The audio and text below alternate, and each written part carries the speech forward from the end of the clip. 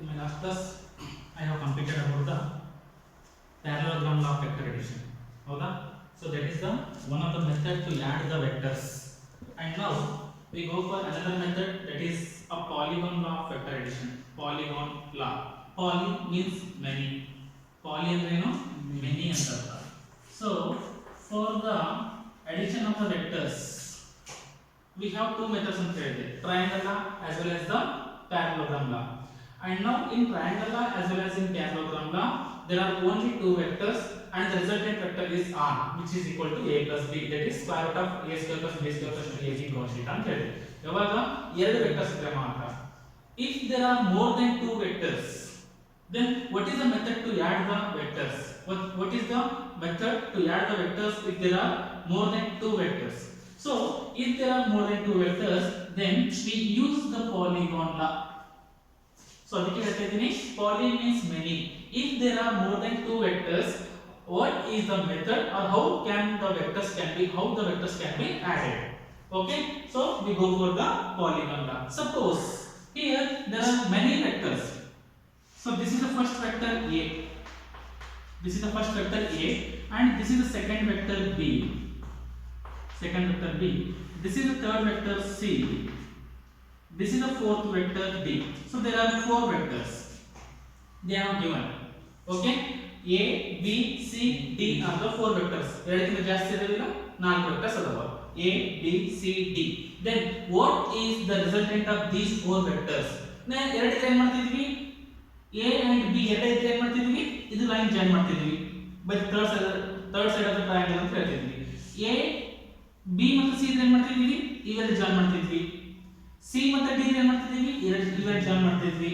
But ಈಗ ಏನಾದವ, a b c d ನಾಲ್ಕು vectors ಇದೆ, ಹೌದಾ? ಸೊ ಅವಾಗ ಏನು ಮಾಡ್ತೀವಿ, so if a b c d are the given vectors, then what is the resultant vector means, so the resultant vector is represented by like this. Resultant vector is represented by like this, which is named as r. So ಇದು ಹೆಂಗಿರುತ್ತೆ compulsory, r ಅಂದ್ರೆ ಏನು, resultant vector of ಯಾವುದು, of r, ಹೌದಲ್ಲ? So r is equal to ಏನು ಬರಬೇಕು, a plus b plus c plus d. ಕರೆಕ್ಟಾ? ಇದು ಸ್ಟೇಟ್ಮೆಂಟ್. ಹೆಂಗ ಸ್ಟೇಟ್ಮೆಂಟ್ ಹೇಳಿದೆ ನಾನು ಹೇಳ್ತೀನಿ ನೋಡಿ. ಈಗ if the vectors are, if more than two vectors are, ಇದು word compulsory. If the more than two vectors are represented both in magnitude and direction. Correct? More than two vectors are represented both in magnitude and direction by the sides of the polygon. By the sides of the polygon, then the resultant is represented. Then the resultant vector is represented by closing the polygon. ಹೌದಾ? Polygon close ಮಾಡಬೇಕು. Suppose ಈ ರೀತಿ ಕೊಟ್ಟಿದ್ದಾರೆ ಅಂತ ಹೇಳ್ಕೊಳ್ಳಿ, ಈ ಮೂರು vectors ಕೊಟ್ಟಿದ್ದಾರೆ, ಅದನ್ನ ಕ್ಲೋಸ್ ಮಾಡಬೇಕು. ಕ್ಲೋಸ್ ಮಾಡಬೇಕಂದ್ರೆ ಜಸ್ಟ್ ನಾನು ಡೈರೆಕ್ಟ್ ಈ ರೀತಿ ಬರ್ತೀನಿ ಅಷ್ಟೇ. So this is the resultant vector, ಹೌದಾ? If more than two vectors are represented both in magnitude and direction by the sides of the polygon, then the resultant vector is represented by closing the polygon. Order ನೋಡಿ same ಇದೆ, opposite ಇದೆನಾ? Order same ಇದೆ, opposite ಇದೆನಾ? Same opposite ಇದೆ, ಅದೇನಾ? Same ಅಂದ್ರೆ ಏನಂತ ಹೇಳಿದೆ ನಾನು, ಸೇಮ್ ಅಂದ್ರೆ ಹೆಂಗಿರ್ಬೇಕು ಅಂತ ಹೇಳಿದೆ, ಒಬ್ಬರು ತಲೆ ಒಬ್ಬರು ಮುಖ. ನನಗಾಗಿ ತಲೆ ಕಾಣಬೇಕು, ನನಗೆ ಮುಖ ಕಾಣ, ಒಬ್ಬರು ಅಪೋಸಿಟ್ ಇದೆ ಅಂತ ಹೌದಾ ಇಲ್ಲ? ಅದೇ ರೀತಿ ಇಲ್ಲಿ ನೋಡ್ರಿ, ಇದ್ರದ್ದು ತಲೆ, ಇದ್ರದ್ದು ಬಾಲ, ಟೇಲ್, ಹೌದಾ? ಇದ್ರದ್ದು ಹೆಡ್, ಇದ್ರದ್ದು ಟೇಲ್, ಇದ್ರದ್ದು ಹೆಡ್, ಇದ್ರದ್ದು ಟೇಲ್. ಇಲ್ಲಿ ನೋಡಿ ಹೆಡ್ ಅಂದ್ರೆ ಹೆಡ್ ಕೋಇನ್ಸಿಡೆಂಟ್ ಏನಂತ ಕರೀತೀವಿ, ಅಪೋಸಿಟ್. ಹೆಡ್ ಟೇಲ್ ಆದ್ರೆ ಸೇಮ್, ಹೌದಾ? ಇಲ್ಲಿ ನೋಡಿ ಸೈಡ್ಸ್ ಆಫ್ ದ ಪಾಲಿಗಾನ್ ಅವರು ಕೊಟ್ಟಿರ್ತಕ್ಕಂಥ ವೆಕ್ಟರ್ಸ್, ಅವ್ರು ಏನು ಕೊಟ್ಟಿದಾರಲ್ಲ ಆ ವೆಕ್ಟರ್ಸ್ ಸೇಮ್ ಆರ್ಡರ್ ಇದೆ, ಅಪೋಸಿಟ್ ಆರ್ಡರ್ ಇದೆನಾ? ಸೇಮ್ ಆರ್ಡರ್ ಇದೆ. ರಿಸಲ್ಟೆಂಟ್ ವೆಕ್ಟರ್ ಸೇಮ್ ಇದೆ, ಅಪೋಸಿಟ್ ಇದೆ, ಅಪೋಸಿಟ್. ಇಷ್ಟೇ, ಇದೆಲ್ಲ ಸೇರಿಸಿ ಒಂದು ಸೆಂಟೆನ್ಸ್ ಮಾಡೋಣ. ಇದು vectors are given, okay?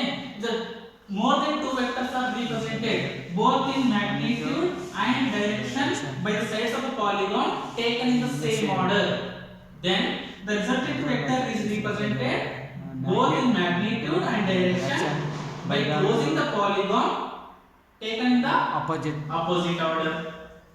Correct? Barena, that more than two vectors are, if more than two vectors are represented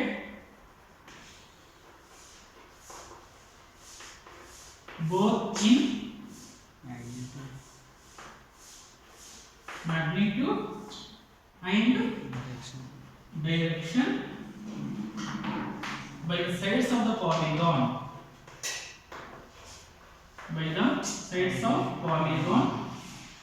order taken in the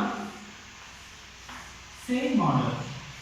Order same by taking the same order, then the resultant vector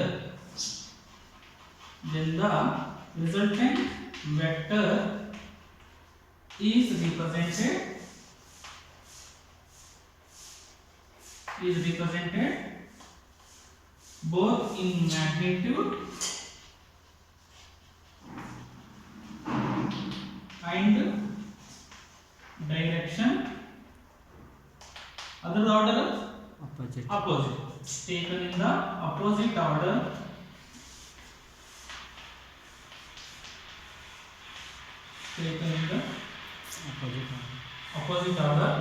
by closing the polygon.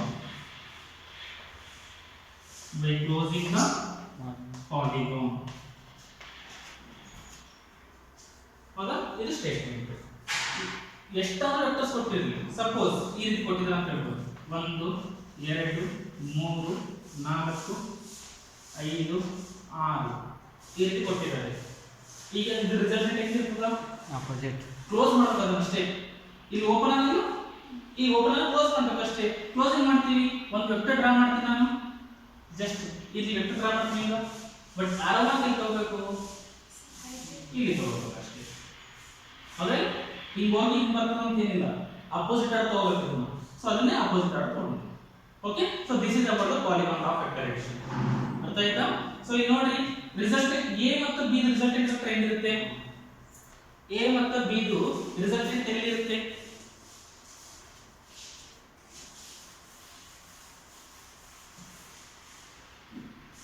See, this is A vector, this is B vector.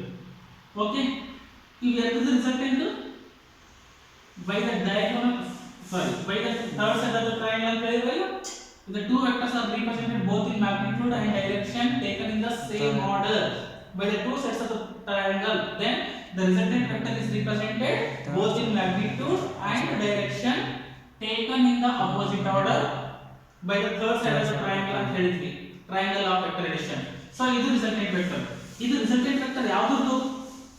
AB ಇದು. ಹೌದಾ? So ಇದನ್ನ R1 ತಗೊಳ್ಳಿ, which is equal to A plus B. ಈಗ ನೋಡಿ, ಇವೆರಡು ಹೋಗಿ ಇಲ್ಲೊಂದು ಬಂತು. ಈಗ ಇದು ಮತ್ತು ಇದು ಇದ್ರೆ ಇವೆರಡು ರಿಸಲ್ಟೆಂಟ್ ಆಗಿರ್ತದ? Behind C. ಇದು ಮತ್ತು ಇದು ರಿಸಲ್ಟೆಂಟ್ ಆಗಿರ್ತದ? ಇಲ್ಲಿ ಇರ್ತದ ಈ ರೀತಿ. ಸೊ ಇದಕ್ಕೆ ಏನಾಗ್ತದ? R2 which is equal to ಏನಾಗ್ತದೆ? B plus ಏನಾಗ್ತದೆ?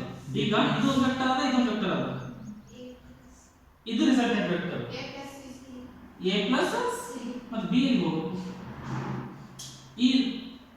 ಇದು ಏನಲ್ಲ, ಇದು ರಿಸಲ್ಟೆಂಟ್ ವೆಕ್ಟರ್. ಯಾವುದು ರಿಸಲ್ಟೆಂಟ್ ವೆಕ್ಟರ್? A ಮತ್ತು B ಎರಡು ಸೇರಿಸಿದ್ರೆ ಬಂತು. ಈಗ AB ಇದು ಒಂದೇ ಲೈನ್ ಅಂದ್ರೆ AB ಅನ್ನಂಗ, ಇದು C, ಈಗ ಎರಡದು ರಿಸಲ್ಟೆಂಟ್ ಇಲ್ಲಿ ಬರ್ತದ. ಅರ್ಥೇನು? A plus B plus C, A plus B plus C. ಈಗ ನೋಡಿ, ಇದು ಒಂದು ವೆಕ್ಟರ್, ಇದು ಒಂದು ವೆಕ್ಟರ್, ಇವೆರಡದು ರಿಸಲ್ಟೆಂಟ್ ಇಲ್ಲಿ ಅಲ್ಲ. ಸೊ ಇದೇನು ಮಾಡ್ಬೇಕು ಈಗ? A plus B plus C plus D. ಅಷ್ಟೇ ಬರ್ತಿಲ್ಲ ಆನ್ಸರ್? ಹೌದಾ? So this is the proof. Simple ಆಗ ಏನು, ಇದನ್ನ O ಅಂತ ತಗೊಳ್ತೀನಿ,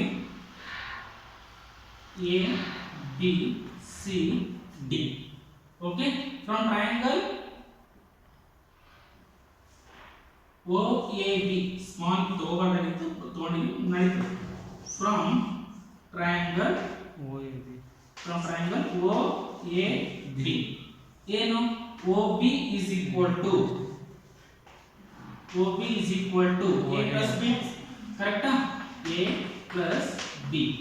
OB ಅಂದ್ರೆ ಏನದ? R1. ಕರೆಕ್ಟಾ? So R1 is equal to A plus B. ಒಂದೇ ಮುಗೀತು. Next from triangle OBC. From triangle OBC ಏನು? OC is equal to ಏನು? OB plus BC. OB plus BC. OB ಏನದ? OC ಅಂದ್ರೆ ಏನದ? OC is equal to R2. So R2 is equal to OB. OB ಏನದ? OB ಏನದ? A plus B. OB is equal to A plus B plus BC ಏನದ? C plus C. Next from triangle OCD. From triangle OCD ಏನು? OD is equal to OC plus CD. OC plus CD. OC plus CD. OD ಅಂದ್ರೆ ಏನದು? OD ಏನದು? R. ಕರೆಕ್ಟಾ? R is equal to OC. ಹಾ? A plus B plus C. A plus B plus C. CD D plus D. So this is the resultant of the four vectors. ಅರ್ಥ ಆಯ್ತಾ? So this is about the polygon law. So there are actually three methods for the addition of the vectors. But triangle law as well as parallelogram law triangle law and parallelogram law are used only when there are two vectors. But if there are more than two vectors, then polygon law is used. Okay? Even polygon law is also obtained from the triangle law. ಹೌದಲ್ಲ? Triangle law ಇಂದ ಬಂದಿದ್ದು, triangle ಇಂದ ಬಂದಿದ್ದು, triangle ಇಂದ ಬಂದಿದ್ದು. Okay? So ಜಾಸ್ತಿ ಸರಿ triangle law vector addition ಮಾಡಿದ್ರೆ polygon law ಬರುತ್ತೆ ಅಷ್ಟೇ. Okay? So this is about the polygon law vector addition. Next, resolution of vectors, very important, not for the point of examination also, it is for your second PUC. So resolution of vectors, this is very important concept. Second ಬಂದ ಕೂಡಲೇ just ನಾವು direct ಆಗಿ ಹೇಳ್ಬಿಡ್ತೀವಿ, ಯಾವಾಗ ನಿಮ್ಗೆ ಗೊತ್ತಿಲ್ಲ ಅಂತಂದ್ರೆ ಕಷ್ಟ ಆಗುತ್ತೆ. ಏನಪ್ಪ ಸರ್ ಹಿಂಗೆ ಹೇಳ್ತಿದ್ದಾರೆ ಅಂತ ಅನ್ಸುತ್ತೆ.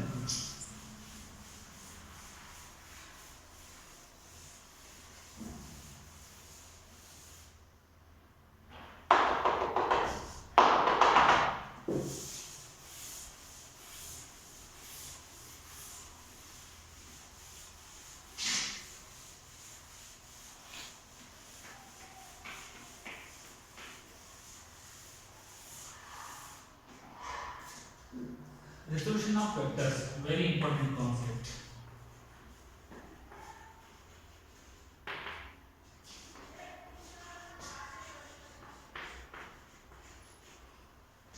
ನಾವು ಇಷ್ಟೊತ್ತು ಏನು ಸ್ಟಡಿ ಮಾಡಿದ್ವಿ? ಟ್ರಯಾಂಗಲ್ ಲಾ, ಪ್ಯಾರಲೋಗ್ರಾಮ್ ಲಾ ಮತ್ತು ಪಾಲಿಗಾನ್ ಲಾ.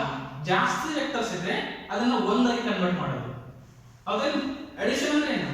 2 + 3 ಎರಡು ನಂಬರ್ಸ್ ಬಂದವ. ನಮ್ಮ ಆನ್ಸರ್ ಏನು ಬರ್ತದೆ? ಒಂದೇ ನಂಬರ್ ಬರ್ತದೆ 5 ಅಂತ ಹೇಳಿ. ಅಂದ್ರೆ ಎರಡು ವೆಕ್ಟರ್ಸ್ ಇದ್ದು ಆ ಎರಡು ವೆಕ್ಟರ್ಸ್ ಅನ್ನು ಆಡ್ ಮಾಡಿ ಒಂದು ವೆಕ್ಟರ್ ತಗೊಂಡು ಬಂದಿದ್ವಿ. ಕರೆಕ್ಟಾ? in the vector addition there are two vectors and by adding the two vectors the result will be only one. So now here if there is only one vector, how can we divide into two vectors? That is called as splitting of a vector. ಕರೆಕ್ಟಾ? ಒಂದು vector ಅಲ್ಲ, ಆ vector ಅನ್ನ ಎರಡು ತರ divide ಮಾಡಬೇಕು. Divide ಮಾಡಿದ್ರೆ ಏನು ಬರಬೇಕು? ಆ ಎರಡರದ್ದು ರಿಸಲ್ಟ್ ಮತ್ತೆ ಅದೇ ಬರಬೇಕು ನಮ್ಮ ಆನ್ಸರ್ ನಮ್ಗೆ. ಕರೆಕ್ಟಾ? So splitting of a single vector, splitting is dividing. Splitting of a single vector into two components, that is called as resolution. Splitting of a two vectors into splitting of a single vector into two components. ಈಗ ಅಷ್ಟೇ condition ಅಲ್ಲ, the addition of those two vectors must be equal to the original vector. Suppose ಈಗ ಇದು ಒಂದು vector ಅದ, ಈ vector ಅನ್ನು ನಾನು ಡಿವೈಡ್ ಮಾಡಿದೆ, ಈ ರೀತಿ ಡಿವೈಡ್ ಮಾಡಿದೆ. Okay, splitting of this vector into these two vectors, splitting of this vector into these two vectors. Okay, ಈಗ ನೋಡಿ ಕಂಡೀಷನ್ ಏನು? ಈ ಎರಡನ್ನ ಆಡ್ ಮಾಡಿದ್ರೆ ನನ್ನ ಆನ್ಸರ್ ಇದೇ ಬರಬೇಕು. ಓಕೆ, ಇವೆರಡನ್ನ ಯಾರು ಮಾಡಿದ್ರು ನಮಗೆ ಆನ್ಸರ್ ಇದೆ ಬರಬೇಕು ಅಂದ್ರೆ ಮಾತ್ರ ಅದು ಕರೆಕ್ಟ್, ಇಲ್ಲಂದ್ರೆ ತಪ್ಪು. Splitting of a single vector into two components such that the resultant of these two must be equal to the original vector. ಅರ್ಥ ಆಯ್ತಾ? So this is called as resolution of vector. ನಾನು ಹೇಳಿದ ಅರ್ಥ ಆಯ್ತಾ? Splitting of a single vector, ಇದೇನು ಒಂದು vector ಕೊಟ್ಟಿರ್ತಾರಲ್ಲ ಆ vector ಅನ್ನ ಎರಡಾಗಿ ಡಿವೈಡ್ ಮಾಡಬೇಕು, ಆ ಪ್ರೋಸೆಸ್ ಗೆ ರೆಸಲ್ಯೂಷನ್ ಕರೀತೀವಿ. But what is the condition? The resultant of those two vectors, ನಾವೇನು divide ಮಾಡಿದೀವಲ್ಲ, the resultant of those two vectors must be equal to the original vector. Okay, so now here the splitting of a vector is called as resolution ಅಂತ ಕರೀತೀವಿ. Okay, if the two components are perpendicular, ನಾನು ಏನಂತ ಹೇಳಿದೆ, ಈಗ ಇದೊಂದು vector ಇತ್ತು, ಈ ಒಂದು ವೆಕ್ಟರ್ ಅನ್ನ ನಾನು ಎರಡಾಗಿ ಡಿವೈಡ್ ಮಾಡ್ತೀನಿ, ಒಂದು ಈ ರೀತಿ ಇನ್ನೊಂದು ಈ ರೀತಿ. ನಾನು ಸುಮ್ಮನೆ ಜನರಲ್ ಆಗಿ ಹೇಳಿದ್ದೆ, ಈ ಎರಡನ್ನ ಆಡ್ ಮಾಡಿದ್ರೆ ಆನ್ಸರ್ ಬರಬೇಕು ಅಂತ ಹೇಳಿದೆ ನಾನು. Of course correct, but so these are the components of this vector, these are the components of this vectors, ಯಾವುದು original vector. So now if these two components are perpendicular with each other, ನಾನು divide ಮಾಡ್ತಕ್ಕಂತ components ಏನವಲ್ಲ ಅವೆರಡು perpendicular ಇದ್ರೆ ಒಂದಕ್ಕೊಂದು ಈ ರೀತಿ, ಅವಾಗ ಏನಂತ ಕರಿತೀವಿ, ಅವುಗಳಿಗೆ ರೆಕ್ಟಾಂಗ್ಯುಲರ್ ಕಾಂಪೋನೆಂಟ್ಸ್ ಅಂತ ಕರಿತೀವಿ. Rectangular components. The splitting of a single vector into two components, the splitting of a single vector into two components such that the resultant of the components should be equal to the original vector, that is called as resolution of vector. If the two components are perpendicular with each other, then the components are said to be rectangular components. So ಈಗ ಆ rectangular components ಬಗ್ಗೆ study ಮಾಡೋಣ. Resolution ಗೊತ್ತಾಯ್ತಾ? ಏನು ಮತ್ತೊಮ್ಮೆ resolution is nothing but splitting. ಒಂದೇ vector ಕೊಟ್ಟಿರ್ತಾರ ಅದನ್ನ ಎರಡಾಗಿ ಡಿವೈಡ್ ಮಾಡಬೇಕು ಅಷ್ಟೇ. ಡಿವೈಡ್ ಮಾಡಿದ್ವಿ, ಆ ಎರಡು ಕಾಂಪೋನೆಂಟ್ಸ್ ಡಿವೈಡ್ ಮಾಡಿದ ಕಾಂಪೋನೆಂಟ್ಸ್ ಪರ್ಪೆಂಡಿಕ್ಯುಲರ್ ಇದ್ರೆ ಈ ರೀತಿ ಇದ್ರೆ ಅವುಗಳು ಏನು ಕರಿತೀವಿ, ರೆಕ್ಟಾಂಗ್ಯುಲರ್ ಕಾಂಪೋನೆಂಟ್ಸ್ ಅಂತ ಕರಿತೀವಿ. If the components are perpendicular with each other, then the components are said to be rectangular components. Okay, so now we study the rectangular components. Suppose here there is a single vector which is given. Single vector ಕೊಟ್ಟಿದ್ದಾರೆ, A is the given vector. So careful, ನಾನು ಹೇಳಿದ್ದೀನಿ already, ಇದು first year purpose ಅಷ್ಟೇ important ಅಲ್ಲ, second year ಕೂಡ ಬಹಳ important concept ಇದು. Okay, A vector ಕೊಟ್ಟಿದ್ದಾರೆ, ಈ A ವೆಕ್ಟರ್ ಅನ್ನ ನಾನು ಡಿವೈಡ್ ಮಾಡಬೇಕು. in such a manner that they are perpendicular, correct? So ಈಗ ಇದನ್ನ ಈ ರೀತಿ ಕಾಂಪೋನೆಂಟ್ ಅನ್ನು ಡಿವೈಡ್ ಮಾಡಿದೆ, ಒಂದನ್ನ ಈ ಕಡೆ ಡಿವೈಡ್ ಮಾಡಿದೆ. ಓಕೆ, ಸೊ ಇದು ಏನಾಗಲ್ಲ, ಇದನ್ನ A along x axis ಅಂತ ತಗೊಳ್ತೀವಿ. ಓಕೆ, ಇದನ್ನ A along y axis ಅಂತ ತಗೊಳ್ತೀವಿ. ಏನಂತ ಮಾಡಿದೀವಿ, A ವೆಕ್ಟರ್ ಅನ್ನ ಎರಡಾಗಿ ಡಿವೈಡ್ ಮಾಡಿದೀವಿ. ಆ ಎರಡು ವೆಕ್ಟರ್ಸ್ ಹೆಂಗ ನೋಡ್ರಿ, ಪರ್ಪೆಂಡಿಕ್ಯುಲರ್ ಅದಾವ ಇಲ್ಲ, ಎರಡು ವೆಕ್ಟರ್ಸ್ ಪರ್ಪೆಂಡಿಕ್ಯುಲರ್ ಇದೆಯಲ್ಲ. So therefore ax and ay are perpendicular, that is they are rectangular components. So now this resultant vector, this is the A vector, given vector, which makes certain angle theta with the first vector, theta with the this vector. So ನಾನೀಗ ಇದನ್ನ just ಈ ರೀತಿ ನಾನು extend ಮಾಡ್ತೀನಿ, join ಮಾಡ್ತೀನಿ, ಈ ರೀತಿ join ಮಾಡ್ತೀನಿ. ಓಕೆ, ಸೊ ಇಲ್ಲಿ ನೋಡಿ, ಇದರಲ್ಲಿ ಇದನ್ನ ನಾನು ಜಸ್ಟ್ ಇದನ್ನ O ಅಂತ ಜಾಯಿನ್ ಮಾಡ್ತೀನಿ, ಇದನ್ನ P, ಇದನ್ನ Q, ಇದನ್ನ R ಅಂತ ಜಾಯಿನ್ ಮಾಡ್ತೀನಿ. Okay, from triangle, from rectangle triangle OPQ, from right angle triangle OPQ ನನಗೆ ಇದು ಬೇಕು, ಹೌದಾ? ಇದು ನನಗೆ AQ ವ್ಯಾಲ್ಯೂ ಸಾರಿ OQ ವ್ಯಾಲ್ಯೂ ನನಗೆ ಗೊತ್ತಿಲ್ಲ, ಆಗ ನನಗೆ ಅದು ಬೇಕು. ಅದು ಏನದ, ಅಡ್ಜಸೆಂಟ್ ಅದ. ಅಡ್ಜಸೆಂಟ್ ಬರಬೇಕಂದ್ರೆ ನಮ್ಗೆ ಏನು ಫಾರ್ಮುಲಾ ಅದ, cos θ ಅದ, ಕರೆಕ್ಟ್ ಇಲ್ಲ? ಸೊ cos θ ಫಾರ್ಮುಲಾ ಏನು ಹೇಳ್ರಿ, cos θ is equal to adjacent divided by hypotenuse. cos θ is equal to adjacent divided by hypotenuse. ನಂಗೆ ಏನು ಆನ್ಸರ್ ಬೇಕು, adjacent ಬೇಕಿಲ್ಲ. therefore adjacent is equal to hypotenuse into cos θ. adjacent is equal to hypotenuse into cos theta. Hypotenuse into cos theta. Adjacent ಏನಂತ ನೋಡ್ರಿ OQ ಅಂದ್ರೆ ಏನದ AX ax ಕರೆಕ್ಟಾ. So ax is equal to hypotenuse ಏನದ OP op ಅಂದ್ರೆ ಏನದ a ಕರೆಕ್ಟಾ. So a into cos theta. So ax is equal to a cos theta. ಈಗ ಈ ಕಡೆ ನೋಡಿ, ಈಗ ನಮಗೆ ಇಲ್ಲಿ ಎಷ್ಟು ಬೇಕು, ಇದು ಬೇಕು. ಇದು ಥೀಟಾ ಇದ್ರೆ ಇದು ಥೀಟಾ ಇರುತ್ತೆ, ಹೌದಾ? ಜಡ್ ಶೇಪ್ ಇಲ್ಲಿ ಎಷ್ಟು ಇರುತ್ತೆ ಅಷ್ಟೇ ಇರುತ್ತೆ ಕಂಪಲ್ಸರಿ. ಸೊ ಇದು ಥೀಟಾ ಇದ್ರೆ ಇದು ಅಡ್ಜಸೆಂಟ್, ಇದು ಅಡ್ಜಸೆಂಟ್ ಅಂದ್ರೆ ಇದು ಅಪೋಸಿಟ್, ಇದು ಅಪೋಸಿಟ್ ಅಂದ್ರೆ ಇದು ಹೈಪೋಟೆನ್ಯೂಸ್. ಸೊ ಈಗ ನೋಡ್ರಿ ನಮಗೆ ಏನು ಬೇಕು, ಅಪೋಸಿಟ್ ಬೇಕಲ್ಲ, ಅಪೋಸಿಟ್ ಬೇಕಾದ್ರೆ sin theta. So from right angle triangle OPR, from right angle triangle OPR ಏನು sin theta is equal to opposite divided by hypotenuse. Therefore opposite is equal to hypotenuse into sin theta, ಹೌದಾ? hypotenuse into sin theta. opposite side ಏನಂತ OR ಅಂದ್ರೆ A1. so AY is equal to hypotenuse ಏನದ OP ಅಂದ್ರೆ ಏನು A into sin theta. so AX is equal to A cos theta, AY is equal to A sin theta. ಇದೇ important. ಯಾವಾಗಲೂ along x Axis ಯಾವ ತಗೋಬೇಕಂದ್ರೆ cos theta ತಗೋಬೇಕು, along y Axis ಯಾವಾಗಲೂ sin theta component ತಗೋಬೇಕು.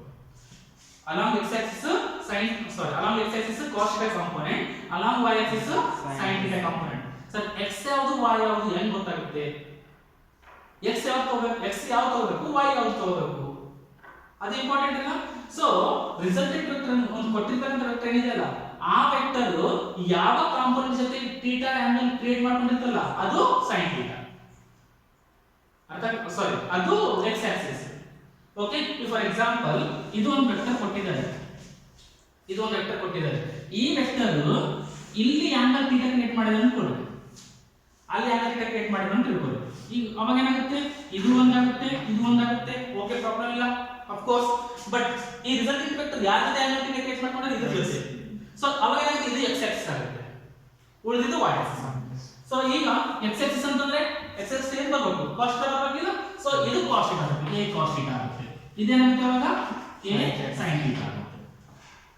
ಅರ್ಥ ಆಗ್ತೇನಾ? ಈಗ ಇನ್ನೊಂದು question ನೋಡಿ.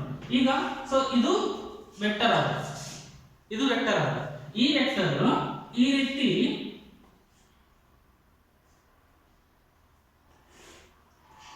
ಡಿವೈಡ್ ಮಾಡ್ಕೊಂಡಿದ್ವಿ, which makes an angle theta. ಈಗ cos theta ತಗೋಬೇಕು, sin theta ಆಗುತ್ತೆ. x x ಯಾವುದು ತಗೋಬೇಕು, ಇದು x axis ತಗೋಬೇಕು. ಯಾಕ ಅದು ಅಂದ್ರೆ x theta ಆಂಗಲ್ ಕ್ರಿಯೇಟ್ ಮಾಡ್ಕೊಂಡಿದೆ, ಇದು y axis. x axis ಯಾವಾಗ ಏನು ಬರ್ತದ, y axis ಏನು ಬರ್ತದ, sin. ಕರೆಕ್ಟಾ? ಸೊ ಇದು a cos theta, ಇದು a sin theta. ಅರ್ಥ ಆಗ್ತಿದೆಯಲ್ಲ? x axis ಯಾವಾಗ ತಗೋಬೇಕು, ಅದು ಯಾವುದು ತಗೋಬೇಕು, y axis ಯಾವುದು ತಗೋಬೇಕು. ಯಾವುದು ಜೊತೆ ಥೀಟಾ ಆಂಗಲ್ ಕ್ರಿಯೇಟ್ ಮಾಡ್ಕೊಂಡಿರ್ತದೋ ಅದು x axis ಬರಬೇಕು, ಉಳಿದಿದ್ದು y axis.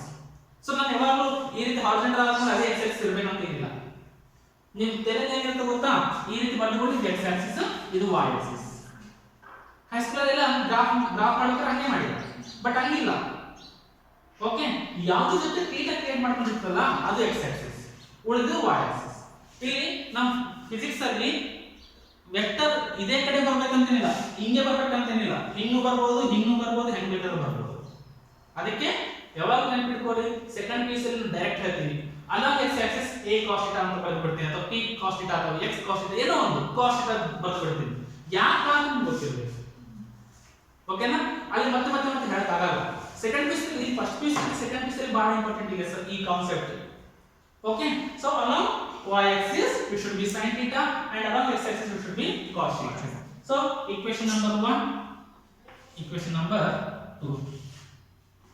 Okay, ಇವೆರಡನ್ನ ಆಡ್ ಮಾಡಿ ಸ್ಕ್ವೇರ್ ಮಾಡಿ ಫಸ್ಟ್ ಸ್ಕ್ವೇರ್ ಮಾಡಿ ಏನಾಗುತ್ತೆ ax ಸ್ಕ್ವೇರ್ ಅಂತ ಆಗುತ್ತಾ ax square plus a y square squaring and adding ಇದನ್ನ ಸ್ಕ್ವೇರ್ ಮಾಡಿ ax ಸ್ಕ್ವೇರ್ ಇದನ್ನ ಸ್ಕ್ವೇರ್ ಮಾಡಿ ay ಸ್ಕ್ವೇರ್ ಈ ಎರಡು ಆಡ್ ಮಾಡಿ ax square plus ay square next ಇದನ್ನ ಆಡ್ ಮಾಡಿ a square cos square theta square ಮಾಡಬೇಕು ಫಸ್ಟ್ ಇದನ್ನ ಸ್ಕ್ವೇರ್ ಮಾಡಿ a square sin square theta ಎರಡನ್ನ ಆಡ್ ಮಾಡಿ a square cos square theta plus a square sin square theta ಹೌದಾ ಬರೀಲಾದನೆ a square cos square theta plus a square sin square theta ಏನು common ಹೇಳ್ರಿ a square common into cos square theta plus sin square theta. Cos square theta plus sin square theta 1.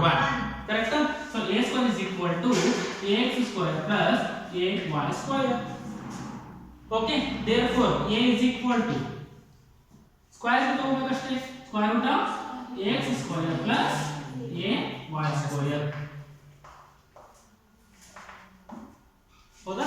So ಇದಕ್ಕೆ ಏನು ಕರಿತೀವಿ magnitude ಅಂತ ಕರಿತೀವಿ. Modulus ಅಂತ ಹೇಳಿದ್ನಲ್ಲ ಮೊನ್ನೆ ಯೂನಿಟ್ ವೆಕ್ಟರ್ ಕಂಡುಹಿಡಿಯಬೇಕಾದ್ರೆ unit vector n cap is equal to a vector divided by modulus of a vector ಅಂತ ಬರ್ಸಿದ್ದೆ ಆ ಮಾಡ್ಯುಲಸ್ ಫಾರ್ಮುಲಾ ಇದು ನಾವು ಅದು ಹೇಳಿಲ್ಲ ಬೇಕಂತ ಹೇಳಿಲ್ಲ ಅವಾಗ ನಿಮ್ಗೆ ಗೊತ್ತಿರಲಿಲ್ಲ ಓಕೆ ಸೊ ಮಾಡ್ಯುಲಸ್ ಫಾರ್ಮುಲಾ ಇದೆ ನಿಮ್ಗೆ modulus of a is equal to square root of ax square plus ay square suppose z ಇತ್ತಂದ್ರೆ plus az square okay so this is all about the resolution of vectors and rectangular component. Once again, what is resolution of vector? Split.